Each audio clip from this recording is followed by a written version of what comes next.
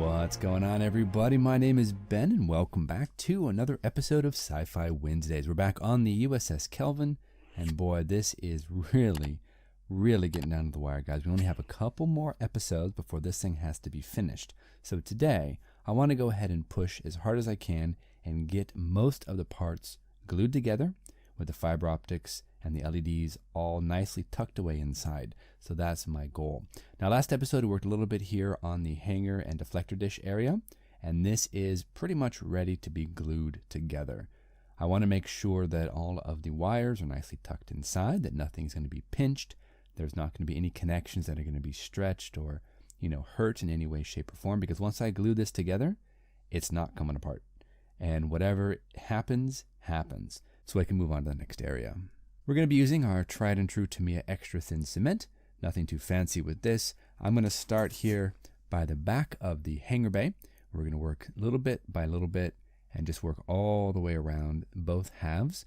I'm going to be very, very careful, though, not to get any of the glue on the fiber optics, because this glue will absolutely destroy those plastic fiber optics. It'll just melt it immediately.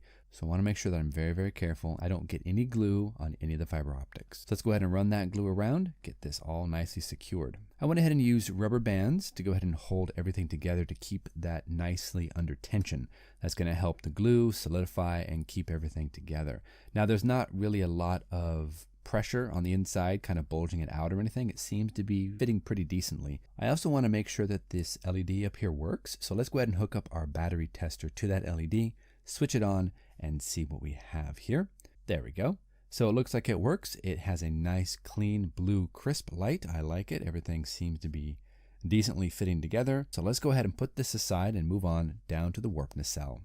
Now on the warp nacelle, we need to go ahead and install 2 more LEDs. Now I'm going to build them here and get them ready to go. We have a blue one for the rear of the nacelle, and we have a yellow one for the very front. Now, I've also been reading a little bit off camera, and we're supposed to go ahead and airbrush some of the clear parts up in the front there, a clear red color.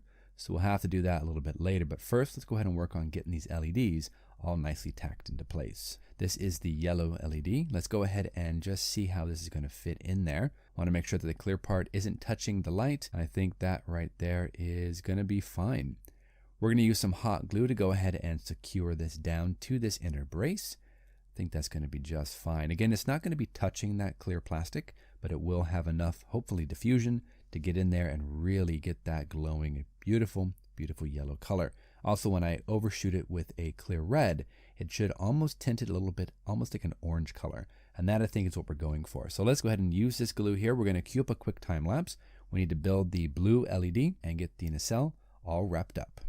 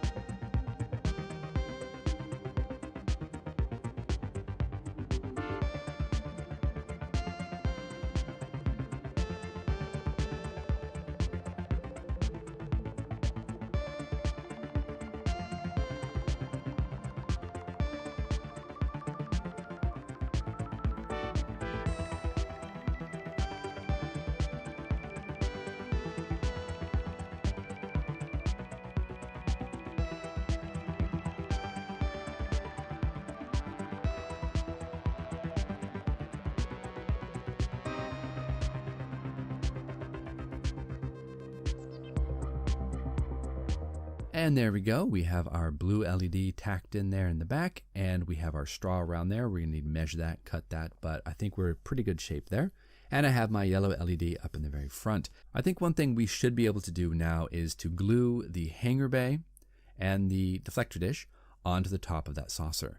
Now off camera, I did a little bit of work on the saucer section. As you can see right here, I added this white piece of styrene to fit over top of the bridge area. And then I also have, of course, my fiber optics poked through all these different portholes around the bridge and around the step in the saucer. I'm hoping that they're going to be okay. I also have added some of the fiber optics here in that little spine right behind the bridge. So that's all nicely attached in there.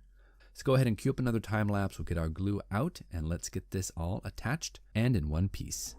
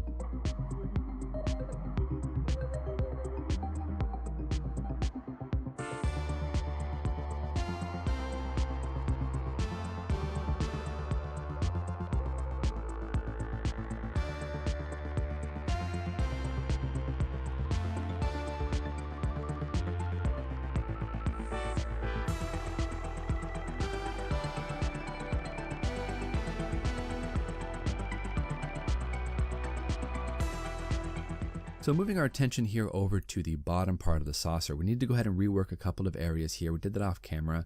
Nothing real fancy. We've got our fiber optics strung out there. We also have two other lighting sources there for those fiber optics. We're just going to go ahead and run the couple of wires to power those down through the neck and down into the base. We did also remove that LED here for the impulse engine. I wanted to go ahead and kind of splay those wires out, rework that area and get that light to sit a little bit lower to make sure that these wires aren't at such an extreme angle. I wanted to kind of just have the more flexible part of the wire be able to be stretched down through those openings all the way down into the base.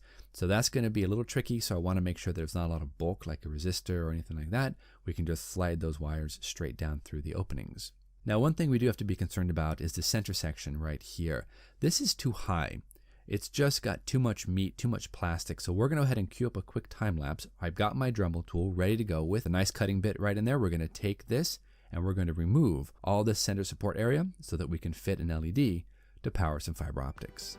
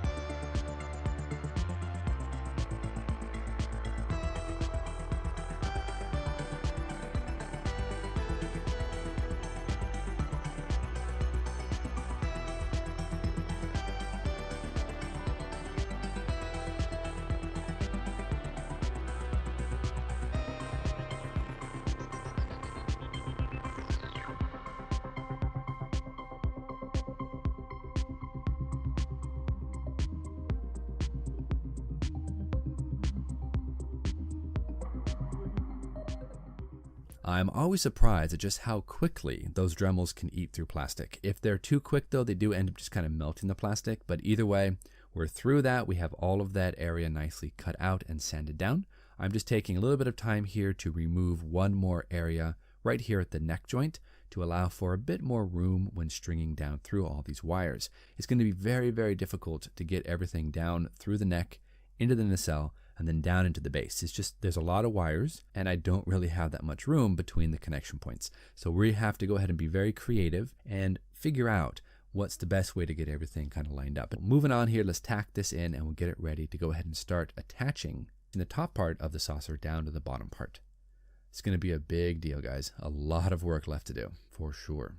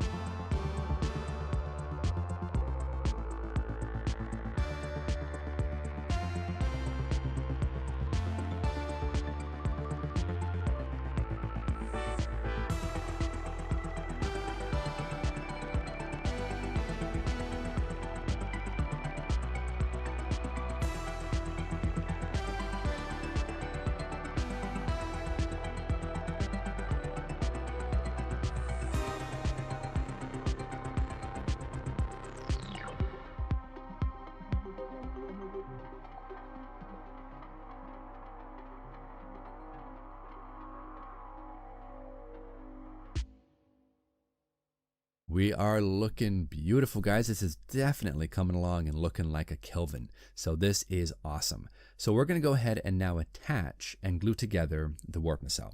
I have a lot of wires here. We fed them all down through from the hangar bay and deflector dish area, from the saucer itself down through this neck, down through the opening at the bottom, and we then will eventually put it through a tube and then down into the base. Once all of our wires are through this, I'm then going to have to separate them so I know what wires go to what. I want to go ahead and, like I mentioned before, keep all of the voodoo lights on one switch and all of the fiber optic lights on a different switch. That way I can judge the voodoo lighting kit as is, just right out of the box. So now that we have all of our wires through, we went ahead and just pushed that nacelle together and everything fits.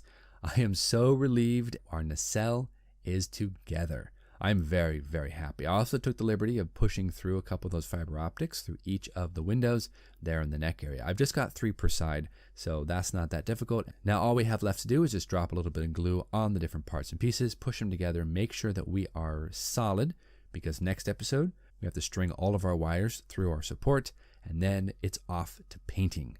I might have to do a little bit of detail work here, get some of these parts and pieces glued together, do a little bit of masking, but then we're off to the paint booth, guys. And that's going to be a huge step, because really, that's the next biggest hurdle.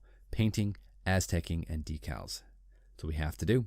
So until next episode, guys, thank you so much for joining me. Finally, the Kelvin is looking like a ship, and I'm so happy to be this close to being done. I gotta be honest, I did reach a little bit of a wall with this. I did balk quite a bit. Last week was crazy busy with all the holidays, and I had a birthday right there as well. So lots of stuff going on, but finally we're back on the bench. We're gonna push through. I'm gonna do everything I can to get this finished, because I really want to try to get within that time frame. So until next episode, everybody, thank you so much for joining me. You guys know the drill. Go out there and get yourself some bench time, have some fun, build something cool, and we will see you back here next week for even more work on the USS Kelvin for our Apollo group build on Sci-Fi Wednesdays. Till then, everybody, take care, and we'll see you soon.